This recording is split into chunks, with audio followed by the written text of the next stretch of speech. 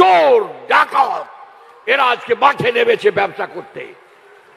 2000-3000 কোটি টাকা খরচা করে প্রেস মিডিয়াকে হাতে নিয়ে একবারে চুরি ডাকাতি করবে 5 বছর, আপনাকে শোষণ করবে 5 বছর, আপনার শিক্ষা দীক্ষাকে পদদলিত করে, আপনার অধিকারকে ভুলুণ্ঠিত করে একবারে 5টা বছর শুষে নিয়ে গিয়ে কয়লা থেকে, মাটি থেকে আরম্ভ করে, শিক্ষা থেকে, জল থেকে, পাথর থেকে চুরি করে সব চুরি করে নিয়ে চলে গেল কালীঘাটে। এই চোর ডাকাত যাদেরকে হাইকোর্ট বলেছে, সুপ্রিম কোর্ট বলেছে চুরিতে ধরা পড়েছে, এখন পর্যন্ত প্রায় 4000 কোটি টাকা মোদিজি বলেন ইডি সিবিআই তারা জমি জায়গা বিক্রি করে, স্থাবর বিক্রি করে, টাকা কড়ি বিক্রি করে নিয়ে এসছে। আপনাদের সাদের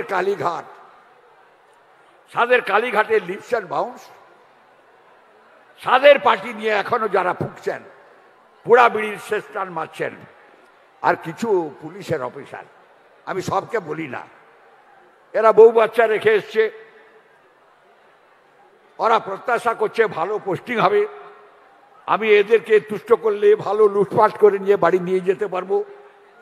এদেরকেও আমরা বলি স্মরণ করে, দয়া করে, আমরা নন্দীগ্রাম লড়াই করেছি, আর আপনি কিছুই পেলেন না। মোদিজি বলছেন, মোদিজি আজকে আপনাদের কাছে বলছেন, মায়েদের বোনেদের কাছে বলছেন, आप लोग लाखोपति बन जाइए।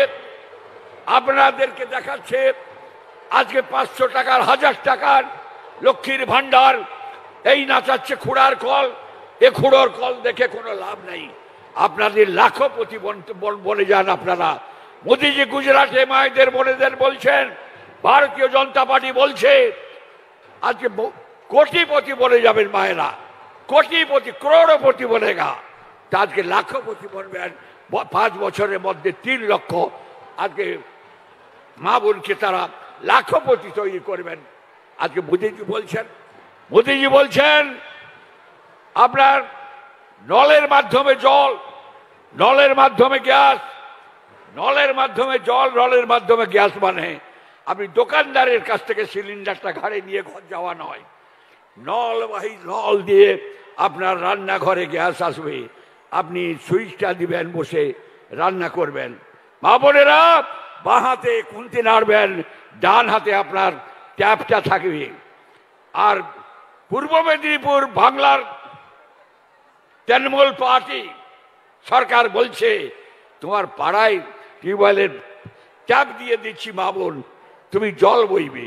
মোদির জল জীবন মিশন বলছে माताजी का पास, मार बहन जी का पास, और नल में गैस पहुंचा दो, नल में पानी पहुंचा दो। एक हाथ में गैस खुंती नाड़ेगा और दूसरा हाथ में नल में पानी छोड़ेगा। ये है मोदी जी। मोदी जी बोलছে विद्युत, तेरा विद्युत का बिल नहीं देने होगा, तेरा पास विद्युत आएगा। আপনার ঘরে বিদ্যুৎ আসবে, আপনি সেই বিদ্যুৎ ব্যবহার করবেন, বিদ্যুৎ বিল পয়সা লাগবে না আপনার। আপনি অতিরিक्त विद्युत तैयारी করবেন तो दूसरा आदमी को दे देना, तेरा कुटी का पास साइड में जो है नहीं उसको दे देना। अगर वो नहीं लेगा तो कोई नहीं लेगा तो हम मोदी जी, हम मोदी हमारा गारंटी है, हमने आपका कारण परचेज करेगा। तो बाप का बेटा माय का लाल मुख बेड़िया दाड़िए আমি আপনাদের কাছে বলি কাগজপত্রগুলো পড়ুন। টুপি লাগিয়ে অনেকে এসেছেন, অনেকে দৌড়াদৌড়ি করছেন, সবাই এক জায়গা থেকে আরেক জায়গায় এসছে। আমি জানি অনেক বেশি মানুষ এখানে আসা উচিত ছিল, প্রকৃতি বিরূপ। আমরা মোদিজির সভা পাইনি। মোদিজি ভার্চুয়ালি বলেছেন হলদিয়ায়, আমি আমার জীবদ্দশায় বোধহয় 9টা মিটিং হলদিয়ায় গেছি। আমি সেদিন এত মানুষ দেখিনি, পূর্ব মেদিনীপুরের মানুষ, এত মানুষ, দরিদ্র পরিবারের মা ভাই বোন, আমার যুব ছাত্র, আমার মা ভাই বোন, এত মানুষ হলদিয়ার মাটিতে এসেছিলেন প্রত্যাশা নিয়ে মোদিজিকে একবার দেখবার জন্য। শুভেন্দু বাবুকে বারে বারে ফোন করেছেন, মোদিজি ভার্চুয়ালি আপনাদের কাছে সভা করে বক্তৃতা করেছেন হলদিয়াতে।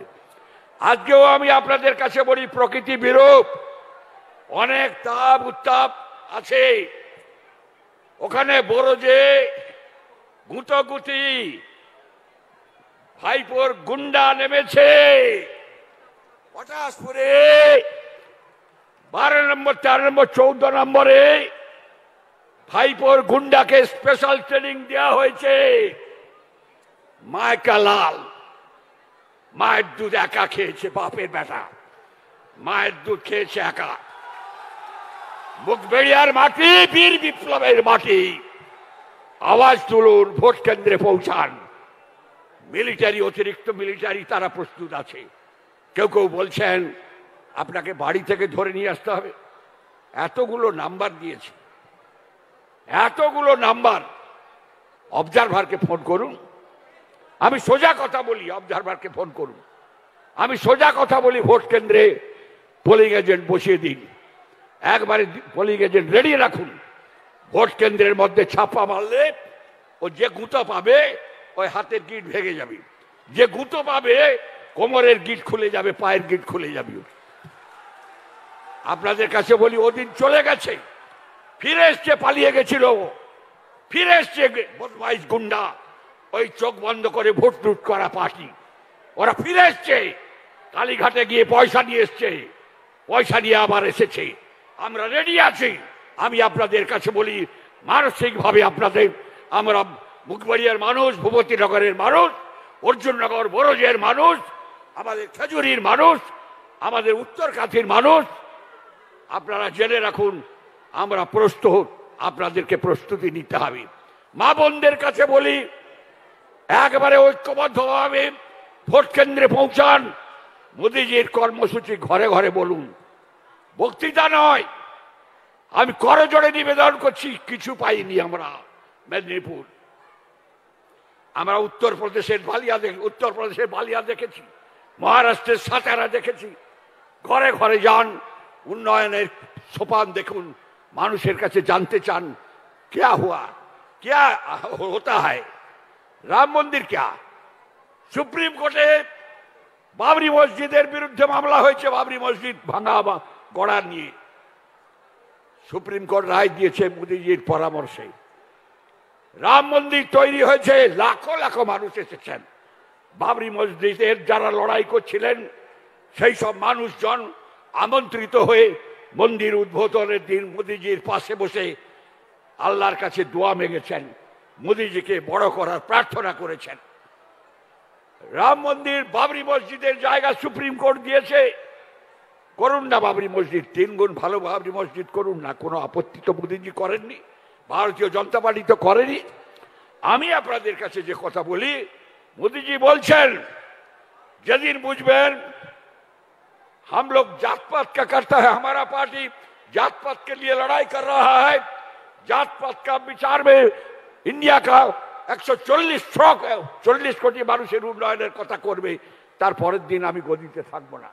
আজকে আমি আপনাদের কাছে বলি, মোদিজির নীতি আদর্শ, তার প্রতিশ্রুতি, যুব, ছাত্র, মহিলা, দরিদ্র, নিপীড়িত মানুষ, আমাদের ধান চাষি, পান চাষি, ফুল চাষি, আনাজ চাষি পরিবার, মুখবাড়িয়া ভূপতিনগর কেন্দ্রে, ভূপতিনগরে এই মাটিতে দাঁড়িয়ে প্রণাম করে আপনাদের সকলকে আমি বলি, অনেক ক্ষতি আমাদের হয়ে গেছে। বামফ্রন্টের বাবুরা যা করেছেন, পরবর্তীকালে 98-99 সালে আমরা কিছু মানুষ, তখন বয়সের যে অবস্থা আমার ছিল, আমার সে বয়সটা ফিরিয়ে দিতে পারবেন দিদিমণি? আমার সেই বয়সটা আমায় ফেরত দিন। আমার অর্থ কি গেছে, শ্রম কি গেছে ছেড়ে দিন। সেই বয়সটা ফেরত দিলে আপনাকে আমি পা থেকে মাথা পর্যন্ত দাঁড়িয়ে দেখিয়ে দিতে পারি বাংলার মানুষ কি চায়, মেদিনীপুরের মানুষ কি চায়, মেদিনীপুরের জনতা কি চায়, বিদ্যাসাগর ক্ষুদিরামের মাটি কি চায়। শত সহস্র অত্যাচারের পরে আপনি অত্যাচার করবেন সারা বছর ধরে, শেষে সাধুজি, রামকৃষ্ণ মিশন, ভারত সেবাশ্রম সংঘ, বন্যা হয়ে গেছে। আমি আজকে শ্যামাপ্রসাদজিকে স্মরণ করি। 1942 সালের বন্যায় রেঙ্গুন থেকে নেতাজি সুভাষচন্দ্র বলছেন, you British people, you should start at once to Midnapur, especially the eastern part of Midnapur. Flood and famine devastated the normal life of people of Midnapur. শ্যামাপ্রসাদের ছবি নিয়ে আজকে ভারতীয় জনতা পার্টি তার ছেলেরা, তার সদস্যরা তার আদর্শকে সামনে রেখে শ্যামাপ্রসাদের ছবি রেখে আজকে আপনাদের সামনে বারে বারে ভোট ভিক্ষা করছে।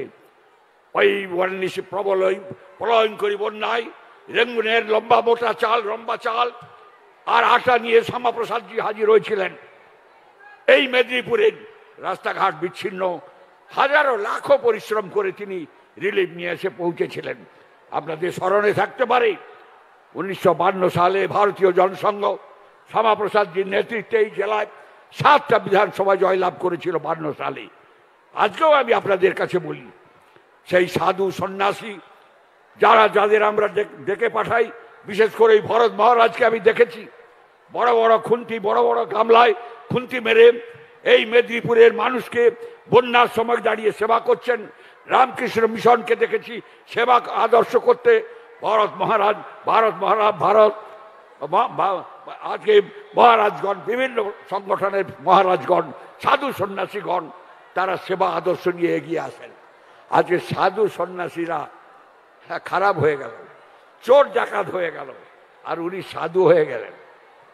আজকে বেশি সময় না নিয়ে শুধু আপনাদের কাছে বলবো, আমরা কাদের বিরুদ্ধে লড়াই করছি, পশ্চিম বাংলায় আমরা কাদের বিরুদ্ধে লড়াই করছি।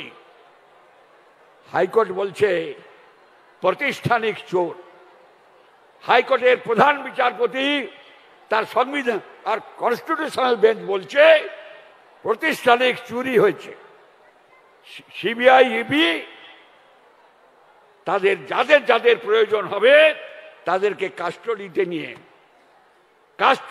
নিয়ে আপনার এক্সামিন করে প্রকৃত চুরি কারা করেছে তাদের বের করে দিতে হবে। আজকে সুপ্রিম কোর্ট বলছে এ রায় পছন্দ হলো না। 26,000 ছেলে মেয়ের চাকরি চলে গেল। আপনারা জানেন এ 26,000 ছেলে মেয়েকে জল আছে, ভালো ছেলে আছে। মোদিজি কলকাতায় এলেন, আমাদের নেতা প্রদেশ সভাপতি সুকান্তকে বললেন, তুমি উপযুক্ত লয়ার সুপ্রিম কোর্টে দিয়ে উপযুক্ত ছেলে মেয়ের যাতে চাকরি না যায় তুমি তার ব্যবস্থা করো, আপিল করো সুপ্রিম কোর্টে। ভারতীয় জনতা পার্টি মোদিজির নেতৃত্বে সুপ্রিম কোর্টে হাজির হলো, বড় লয়ার নিয়ে হাজির হলো, যা স্বপ্নেও এরা ভাবেননি। মোদিজি বলার 5 মিনিটের মধ্যে বোর্ডের চেয়ারম্যান বললেন, আমার কাছে জালি লিস্টও আছে আর সঠিক লিস্টও আছে।